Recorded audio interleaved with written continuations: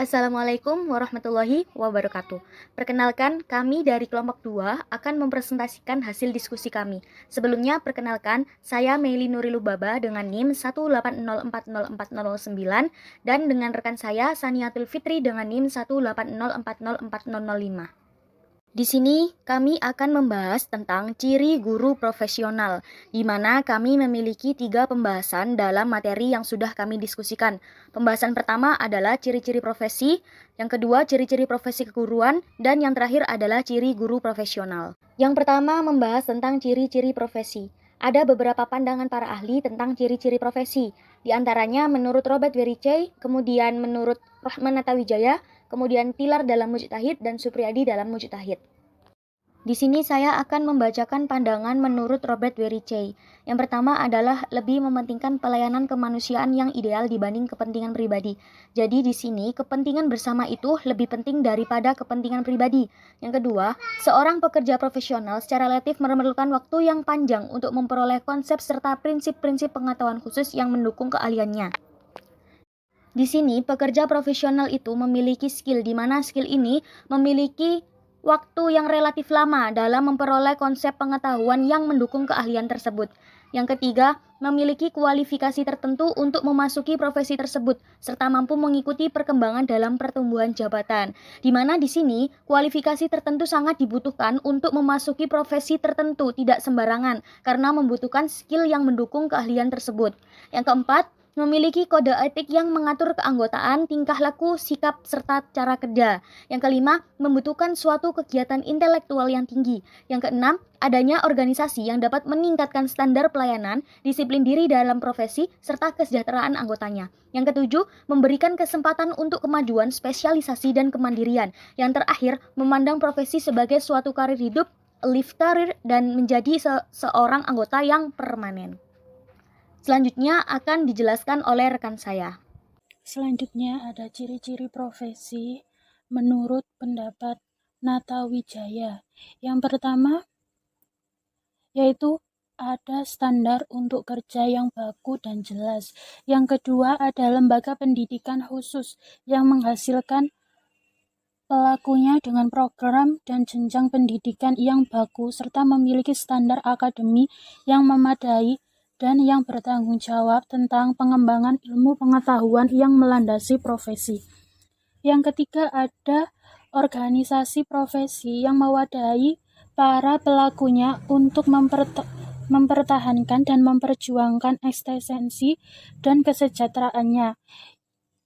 Yang keempat, ada etika dan kode etik yang mengatur perilaku etika para pelaku profesi dalam memperlakukan kliennya.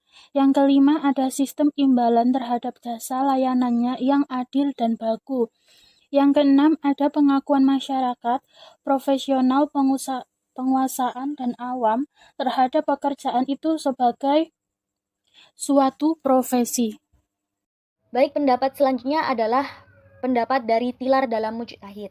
Ciri-ciri dari suatu profesi ini memiliki suatu keahlian, terdapat keahlian khusus, di mana merupakan panggilan hidup, memiliki teori yang baku, secara universal, mengabdikan diri untuk masyarakat dan bukan untuk diri sendiri, dilengkapi dengan kecakapan diagnostik dan kompetensi yang aplikatif, memiliki otonomi dalam melaksanakan pekerjaannya, mempunyai kode etik, mempunyai klien yang jelas, mempunyai organisasi yang kuat, dan mempunyai hubungan dengan profesi pada bidang-bidang yang lain. Selanjutnya ada menurut Supriyadi. Yang pertama, Supriyadi menyatakan bahwa pekerjaan itu mempunyai fungsi dan signifikasi sosial karena diperlakukan pengabdian kepada masyarakat. Di pihak lainnya, pengakuan masyarakat merupakan syarat mutlak bagi suatu profesi, jauh lebih penting dari pengakuan pemerintah. Yang kedua, profesi menurut keterampilan tertentu yang diperoleh melalui pendidikan dan latihan yang serius dan intensif, serta dilakukan dalam lembaga tertentu yang secara sosial dapat dipertanggungjawabkan. Proses pemerolehan keterampilan itu bukan hanya rutin, melainkan bersifat pemecahan masalah. Jadi, dalam suatu profesi, independen berperan dalam mengambil keputusan, bukan sekedar menjalankan tugas. Yang ketiga, ada organisasi profesi yang mewadahi para pelakunya untuk mempertahankan dan memperjuangkan ekstensi dan kesejahteraannya.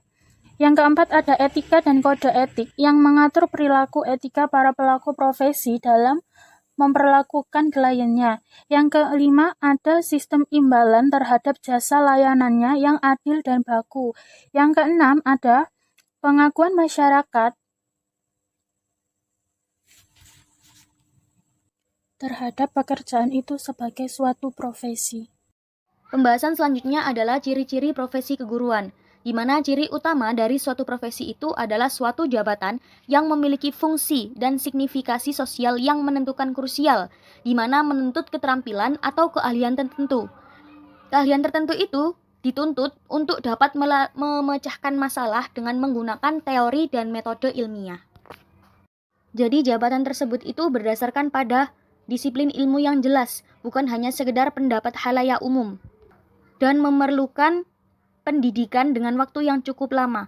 Proses pendidikan jabatan ini juga merupakan aplikasi dan sosialisasi nilai profesional itu sendiri. Yang selanjutnya ada ciri-ciri jabatan guru. Yang pertama yaitu jabatan yang melibatkan kegiatan intelektual. Yang kedua, jabatan yang mengetahui suatu batang tubuh ilmu yang khusus. Yang ketiga, jabatan yang memerlukan persiapan profesional yang lama. Yang keempat, jabatan yang memerlukan latihan dalam jabatan yang berkesinambungan. Yang kelima, jabatan yang menjanjikan karir hidup dan keanggotaan yang permanen. Yang keempat, ada jabatan yang menentukan baku standarnya sendiri. Yang ketujuh, ada jabatan yang lebih mementingkan layanan di atas keuntungan pribadi. Yang kedelapan, ada jabatan yang mempunyai organisasi profesional yang kuat dan terjalin erat. Menurut Tia Tio Toha, ciri-ciri profesi keguruan yang pertama, guru berusaha meningkatkan pengetahuannya dalam bidang keguruan. Yang kedua, menjaga nama baik profesi keguruan. Yang ketiga, tidak menggunakan profesi keguruan untuk merugikan orang lain. Yang keempat, memasuki organisasi profesi yang menaungi setiap guru secara yuridis. Yang kelima, mematuhi kode etik profesi keguruan. Yang keenam, guru mendapatkan imbalan atau gaji yang pantas karena profesi keguruannya. Yang ketujuh, memiliki rasa tanggung jawab dalam menjalankan profesi keguruan. Yang kedelapan, menerima profesi keguruan sebagai jabatan yang mulia. Bahasan yang selanjutnya yaitu ada ciri guru profesional. Yang pertama, guru profesional harus memiliki kemampuan merancang pengajaran. Sebelum guru melaksanakan pembelajaran, harus membuat rancangan pembelajaran. Dengan demikian, yang dimaksud dengan merancang pembelajaran adalah suatu aktivitas merumuskan suatu terlebih dahulu sebelum pembelajaran dilaksanakan.